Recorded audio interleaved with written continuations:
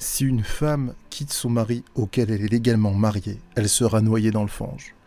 Et oui, c'était une loi qui existait vraiment, et elle vient du Code Burgonde. Bonjour à tous, aujourd'hui on va s'intéresser au royaume germanique en Europe.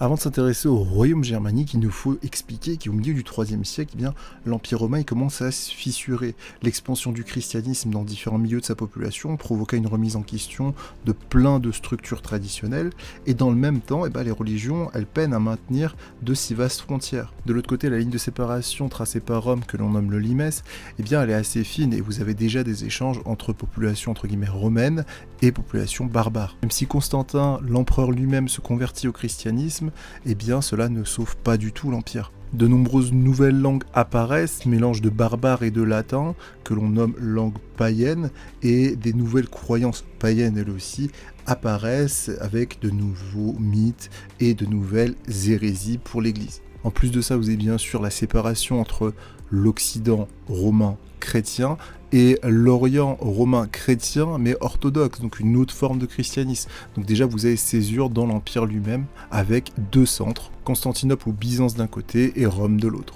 La chute de Rome, elle commence à partir du moment où Odoacre il est élu roi par ses troupes de guerre germaniques, et parmi lesquels se trouvaient ce que l'on nomme les Hérules. Il va finir de conquérir la péninsule italique et en 476, il destitue Romulus Auguste, le dernier des empereurs romains d'Occident. Toute l'Europe occidentale se trouve alors aux mains des barbares.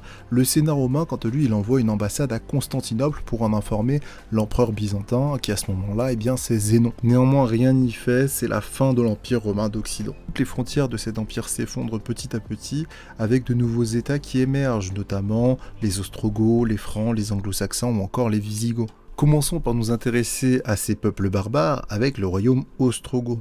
Le royaume ostrogoth est situé près de la mer Noire. Il a été détruit par les Huns et il récupère son indépendance à la mort d'Attila. En tant que peuple fédéré, les Ostrogoths finirent par intégrer l'Empire romain d'Orient, qui est commandé par Théodoric le Grand. Il lui-même avait été élevé à Byzance et avait atteint le grade de Magister Militum, chef de l'armée. Néanmoins, ce dernier finit par rompre avec l'Empire d'Orient, qui va piller notamment les Balkans et va finir par sa puissance par menacer Constantinople. En 488, Byzance choisit de rétablir son alliance avec les Ostrogoths. Théodoric fut nommé patricien romain et envoyé en Italie pour destituer Odoacre, qui, en qualité de roi des Hérules, avait établi sa capitale dans la cité de Ravenne. Toute la péninsule italique finit par être conquise par les Ostrogoths. Le royaume ostrogoth d'Italie fut fondé, sa capitale Ravenne fut conservée, et l'organisation et la culture romaine furent maintenues. En contrepartie de cette protection militaire de la région, les Ostrogoths recevèrent un tiers des biens territoriaux, mais l'administration civile et économique restait aux mains des Romains. Néanmoins, vous allez avoir énormément de tensions entre d'un côté les Ostrogoths et de l'autre côté les Romains. Et à la mort de Théodoric, sa fille Amalasunthe, qui assure la régence, finit par être assassinée. Entre 535 et 553, vous avez une grande rivalité commerciale avec Byzance qui est favorisée par le contrôle de la Méditerranée orientale. Ça va se traduire par une guerre entre d'un côté les troupes de Justinien et de l'autre les troupes ostrogoths, qui vont finir par perdre notamment une grande partie de la domination sur l'Afrique du Nord et sur la péninsule italique et la péninsule ibérique. Bélicère, le général romain qui dirigeait les troupes, emprisonna Vitigès, le roi ostrogoth. C'est le roi Totila, un roi ostrogoth, qui s'imposa en Italie face à Bélicère, mais il finit par être tué au combat. Il lui succéda Théias, qui régna que quelques mois avant de mourir dans l'actuel Naples, mais tout cela en fait montre bien la fin de la domination byzantine sur l'entièreté de la péninsule italique durant cette période. À la suite de ces Ostrogoths arrivent les Lombards. En 568, ils défièrent Byzance et établirent leur propre royaume dans la péninsule. Ils confièrent le gouvernement de chacune de leurs cités à ce qu'on appelle des évêques-comtes. Petit point, les Lombards, ils sont originaires du nord de l'Allemagne, ce sont des mercenaires de Byzance qui envahirent l'Italie en 568. En 643, ils proclament leur indépendance et firent de Pavie leur capitale. Ils fixèrent leurs lois, notamment l'édit de Rotari, et frappèrent leur propre monnaie. En bon, la parenthèse lombard ne sera que de 2 siècles, car une personnalité peu commune et très connue par nous tous, Charlemagne, arriva en Italie pour mettre fin au conflit permanent entre le royaume lombard et les domaines byzantins, en annexant la totalité d'Italie. Petite parenthèse sur le royaume vandale. Le royaume vandale, il a été fondé par Genseric, c'est une autocratie militaire. Il poursuit les ecclésiastiques et n'hésite pas à leur confisquer justement tous les biens de l'église.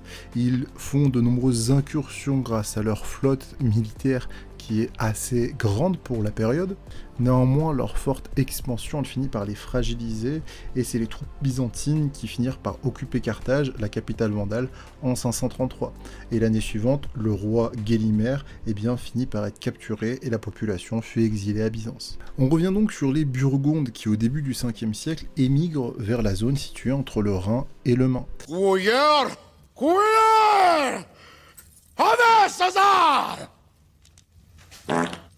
Ils fondent un royaume dont la capitale est Worms, la ville, pas le jeu vidéo, je sais que vous y avez tous pensé.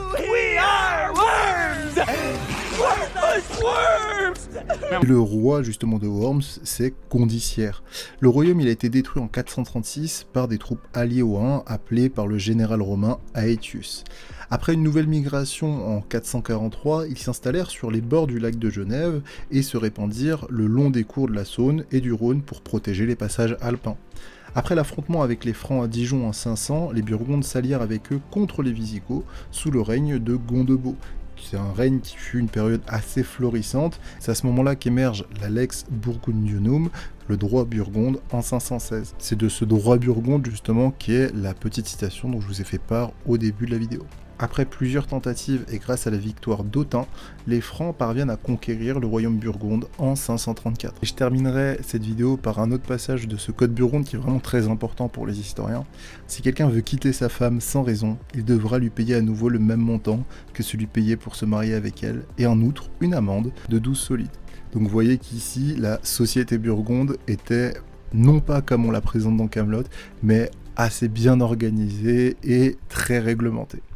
Voilà, c'est tout pour moi. On va faire plusieurs épisodes parce que je me rends compte que c'est assez long et assez conséquent. J'ai pas forcément envie de vous perdre. Donc on va faire, je pense, 2 ou 3 épisodes sur cette petite série des royaumes germaniques en Europe. Mais c'est une série en elle-même. Donc même si les 3 premiers épisodes sont sur le royaume germanique, par la suite, on va traiter d'autres aspects de ce Moyen-Âge et de cette Europe médiévale. Voilà, j'espère que cette vidéo vous a plu. Si vous avez des questions, et j'imagine que vous en avez plein, n'hésitez pas à les poser en commentaire, n'hésitez pas à vous abonner et à lâcher un petit pouce bleu pour soutenir la chaîne. Je vous dis à la prochaine pour une nouvelle aventure, c'était Melicus, prenez soin de vous, ciao ciao.